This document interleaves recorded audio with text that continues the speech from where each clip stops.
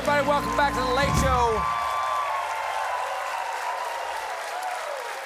It is an honor to introduce my next guest. He serves as Ukraine's Minister of Foreign Affairs. Please welcome Dmytro Kuleba.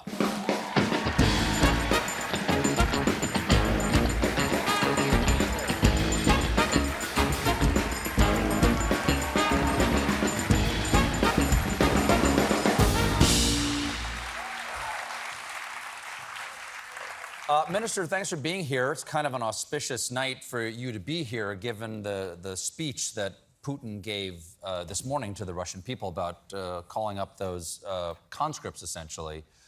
Before we get to that, I want to ask you about the morale of the Ukrainian people. You stunned prognosticators when you held the Russians off from Kyiv at the beginning of the war. And then took back much of that area in the north. And then this latest counteroffensive where you took back the Kharkiv region has been called the greatest counteroffensive since World War II. Again, it's impressed and stunned those, for lack of a better word, in the West. What has that meant to the morale of the Ukrainian people? Well, it proves not only to us, but to the entire world that we know how to win, and we will.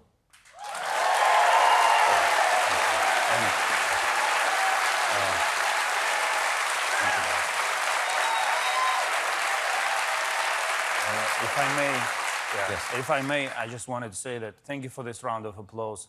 This is your applause. It's not to me, but to the people of Ukraine and our brave soldiers. Thank you very much. I think you're very right. I think you're very right there.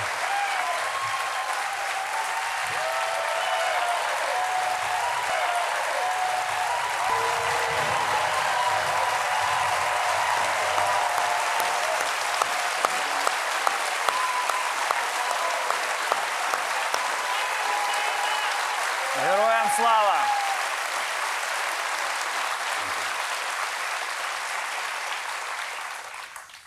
Vladimir Putin this morning said that, among other things, that he plans to hold votes, so he says, on annexation of these Russian-occupied areas in eastern Ukraine. And spoiler alert, he's going to say the votes were overwhelmingly in favor, no matter what actually happens. What does it mean to Ukraine if those votes are held? The Russians claim that that is now part of Russia, and then he'll be able to say that if you go to take back that part of your country, you're actually invading his country. It really doesn't mean anything to us. We will keep fighting. Whatever he says, whatever he does, he can arrange some referendums, he can call it like part of the moon, whatever. This is our land, these are our people. We will retake every square meter of our territory, and we will liberate people. You asked me about the morale. You know, the most impressive part for me was the morale of the people that we liberated in our territories. Some of them came to our soldiers and said, we almost lost hope that you would be back. And now you are here. And there were the scenes of joy and tears. And nothing inspires more than these scenes, because you understand that there are some people still under occupation. And Putin and Russian occupiers convinced them that this is it, Russia is here forever, we're never going to leave, take us, accept us, embrace us. But they're still waiting for liberation. And when you imagine how these people feel, it really makes you work much harder. Be you a diplomat or a soldier, you really want to liberate these people as soon as possible, whatever Putin thinks of it or whatever decisions he makes. He implied this morning, almost directly, that nuclear weapons are not off the table. First, citing somehow that the West is actually ratcheting up the nuclear danger here, and that nuclear weapons are not off the table, and said, as I said earlier, I'm not bluffing, he says. Does President Zelenskyy believe that he's bluffing? I think that when someone says I'm not bluffing, in most of the cases he actually is. Because if you are so confident in yourself, you know, why should you be repeating all of this? But this doesn't mean we shouldn't take him seriously. And I can say two things. First, we as a nation are ready to face any challenge that we have to in order to prevail. because we understand that we are fighting for our freedom and for our right to be ourselves. And if we have to go through the most devastating, difficult things, we will take up. We will face this challenge with dignity. And this is how our president, President Zelenskyy, really kind of positioned himself from the very, very beginning of the war, from day one. He said, this war is not our choice. It was imposed on us. But if you decided to fight with us, we will stand up to the challenge. And I don't want you to think that we are kind of full of bravado and are irresponsible people. No, we are not. But we do believe in our cause. And we will go, if we have to, we will go through everything. This said, I want to say another thing. For many years, for decades, the Soviet Union was threatening the United States and other free nations of the world with the use of nuclear weapons.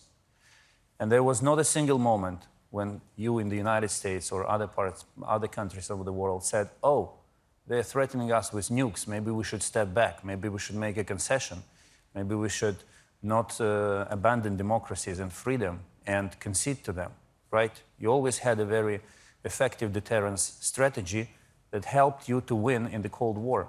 So this is what we call on you and other nations. Do not be afraid. Deter, be strong, and we will win jointly. We weren't deterred, but we were afraid. There was a lot of anxiety. There was a lot of duck and cover. We are all human beings. It's okay to be afraid.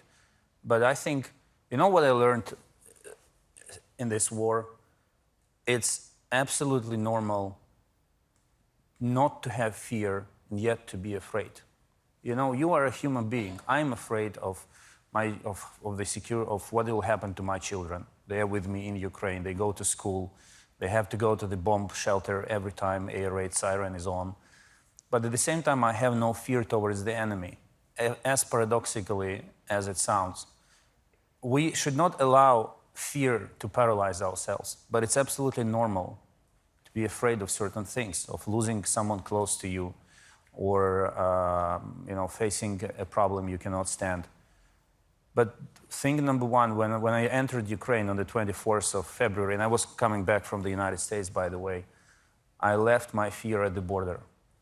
And millions of Ukrainians, they abandoned fear.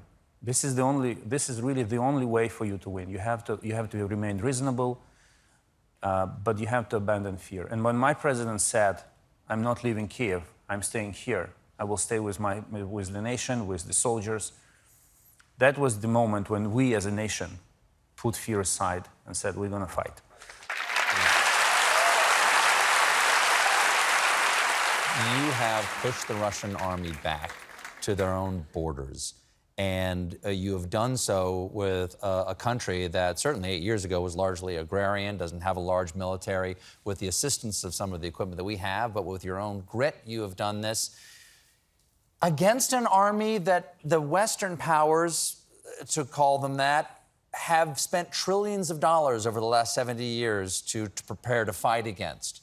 How does it feel to be the people who did that without that level of preparation for 70 years? You guys picked yourselves up after 2014 and the takeover of Crimea and have now found yourself defeating the vaunted Russian army.